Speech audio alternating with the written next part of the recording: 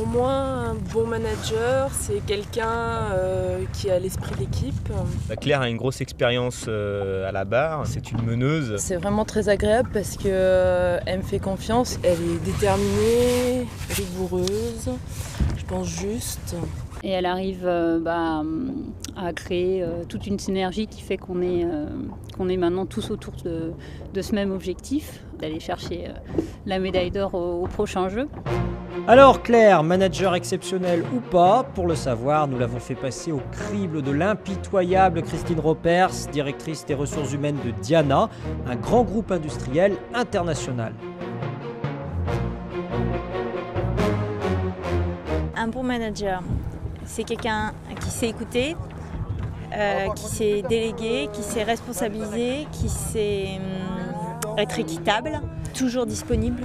Déjà, c'est 5 bonnes qualités. Moi, j'en rajouterais une. Il y a une qualité qui me paraît aussi importante pour un manager, c'est le courage. C'est pas toujours simple d'être manager, savoir dire quand ça va pas.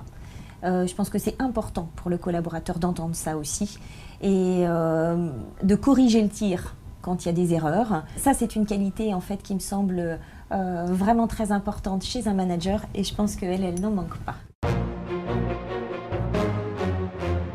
Je dirais on se manage ensemble parce que je pense que peut-être que la clé de la réussite de l'équipe, c'est justement ça.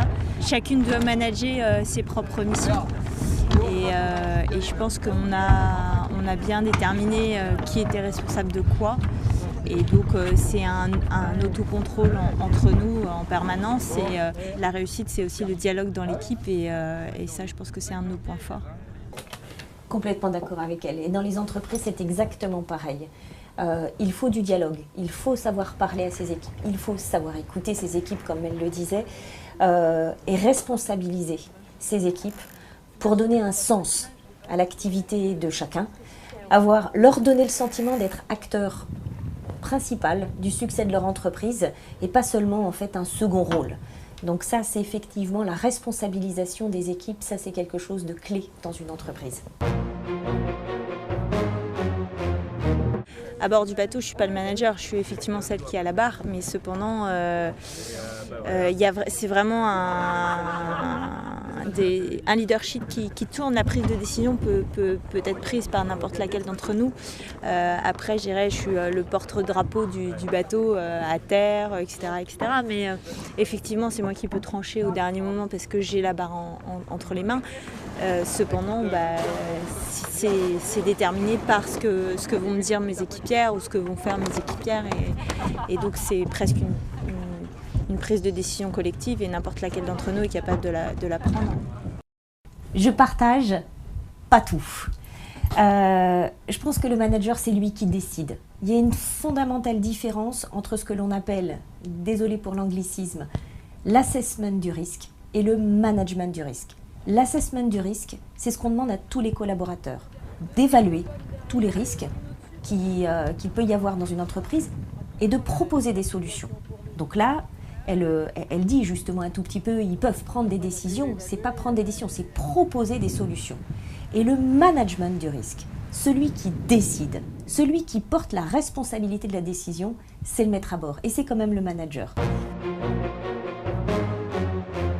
Dans les différentes entreprises dans lesquelles j'ai travaillé, un point qui m'a marqué, c'est que quand il n'y avait pas vraiment de manager, en fait, il n'était pas déterminé ou le rôle n'était pas vraiment compris, partagé et légitime, et il y avait souvent des problématiques et des problèmes relationnels entre les gens. Et donc, l'apprentissage de mon métier m'a permis de comprendre qu'effectivement, quand on déterminait un manager et que celui-ci avait les clés de comment faire avancer son équipe pour les objectifs de l'entreprise, ça se passait bien. Voilà, Claire Leroy pose une question intéressante, voire peut-être dérangeante quelque part. A-t-on besoin d'un manager dans une entreprise ?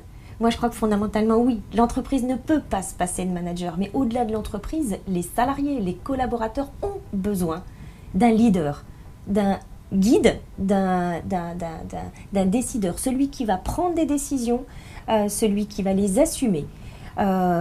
Tout autant, ils ont besoin en fait de quelqu'un qui va pouvoir communiquer avec eux, qui va pouvoir bien exprimer en fait et bien expliquer la stratégie de l'entreprise, expliquer le pourquoi, le comment des choses, tout ça pour donner un sens au travail de l'entreprise.